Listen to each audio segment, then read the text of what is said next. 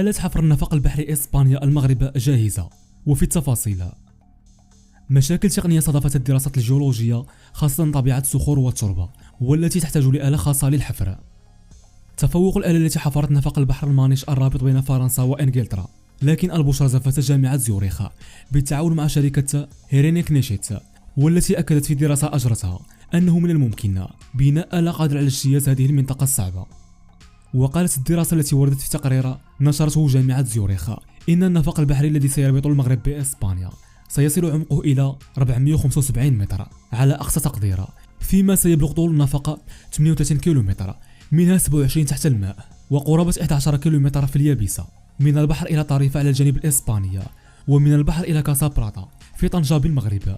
ويتم إنشاء نفق للسكة الحديدية، وسيكون هذا النفق السككي البحرية شبيها جدا بنفق المونش الرابط بين فرنسا وبريطانيا، مع اختلاف كبير في الصعوبة التقنية، حيث استأنفت الشركة الإسبانية المكلفة بالدراسة التقنية لمشروع الربط القريب بين إفريقيا وأوروبا عبر مضيق جبل طارق دراستها بخصوص هذا المشروع، وعقدت لقاء مع عمدة طريفة، وأكدت إمكانية إنجاز النفق بين الضفتين الإسبانية والمغربية من طريفة إلى طنجة.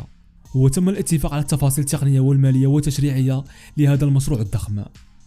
وكان هذا المشروع قد تم فتح النقاش حوله بين المغرب وإسبانيا في سبعينيات القرن الماضي، إلى أنه عرف تأخيرا وتوقفا لعدة عقود لمشاكل تقنية صعبت من إنجازه. وأول مشكلة صادفت المشروع هو تكلفته المرتفعة، والتي تتعدى 5 مليار أورو مع نهاية الأشغال. كما كانت هناك صعوبات تقنية تم التغلب عليها حاليا بفضل تطور تكنولوجيا الحفر واختراع آلة بمعايير غير مسبوقة بإشراف من شركة هيرنيك نيتش الألمانية السويسرية.